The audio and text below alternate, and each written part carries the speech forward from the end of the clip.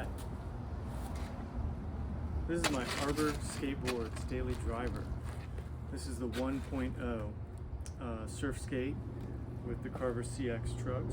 This board is basically stock as you see it here, though over the past year and a half of riding it, I've definitely done some rebuild on the trucks with the riptide bushings and new Carver pivot cups, and I replaced the bearings on the wheels with the Bronson Speed Company bearings.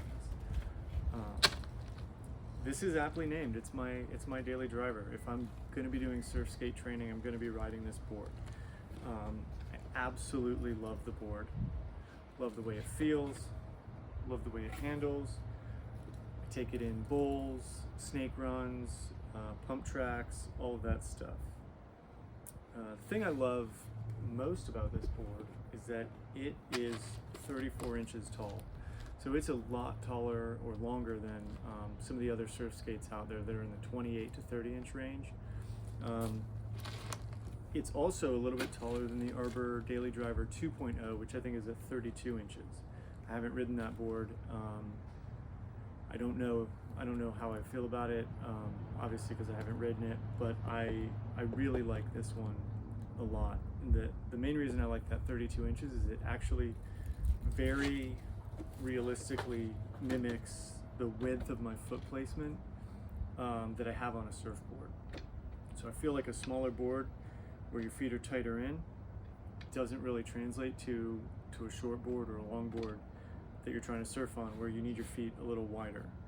I also like the really gentle nose. I typically have my foot just like right up here around the trucks, and then my back foot kind of goes right in this pocket here. Don't know the wheelbase off the top of my head, but it is a wider wheelbase, so you get a more of a sweeping turn, which I like. I don't really go for like a snappy slashy turn. I go for a much more like arcing sweeping turn. So absolutely love this board. But where I am now in my surf skate journey is I want to get a little better with transition skating. I want to be able to drop in more, maybe touch the coping, do some of that stuff. It's not something I've really been able to do on this board because these squared up wheels can hang up on the coping, and obviously you can't do any sort of fakie with surf skate trucks. So if you go up a quarter pipe or half pipe, you're not coming back down backwards. That is going to mess you up. And also the height of the truck makes grinds, or 5.0s, 50/50s, anything like that makes it really difficult to do. So this is a great surf skateboard, flat ground, pools, things like that, but you're not going to get up on the coping with it. So a while back at a flea market, I stumbled across this Welcome Skateboards.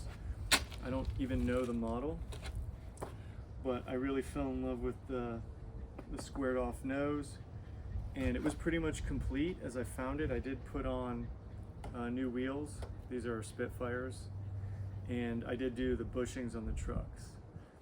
But I think this board is about 8.5 inches wide. I think it's 28, 29 inches tall, but it's definitely a smaller board, and I've definitely played around with it on the half pipe. But what I don't like about it is that no matter what I do to these trucks, like I am just so used to the Carver trucks being loose and flowing that these trucks at their loosest with the softest bushings I can buy, they still feel way too tight. And the board is a lot smaller, and so it just feels like jumpy and skittish, and at my age I don't want to go down on a ramp. So this board, fun as it is, it gets a little bit scary when I'm on the ramp. That said, I still want to try transitions. I want to touch that coping. I do want to learn those tricks. So I recently got, just yesterday, I got the Loaded Boards Bolsa 2.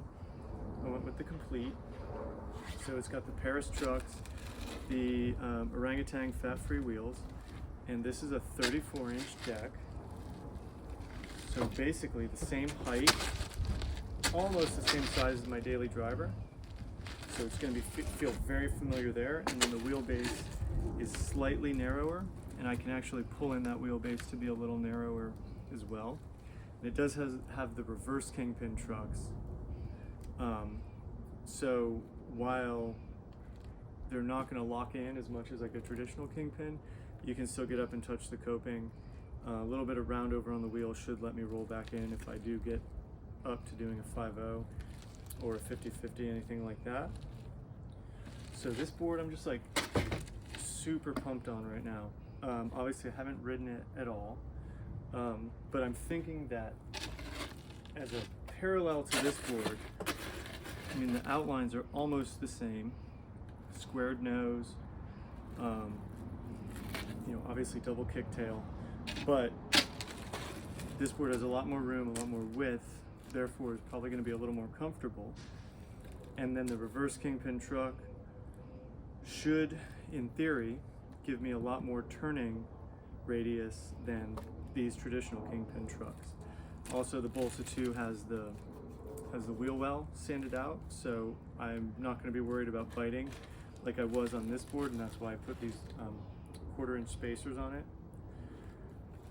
So yeah, I'm just like pumped on this board. It's the next step in my surf skate training is going to get a little more transition based. Thanks for turning on that weed whacker right there. But yeah, that's it for this video. Actually, I'm just excited to take this on the mini ramp and see what happens. You know, I'm going to practice dropping in, hopefully practice, you know, be able to do rock and rolls, you know, rock to fakie, still work on my kick turns, but having a little more flex in these trucks. Hopefully I'll feel a little more like I'm on my daily driver, but with the freedom of being able to go fakie and do more coping oriented tricks. So I get to take it to the skate park later. I'll definitely be checking in and talking about it.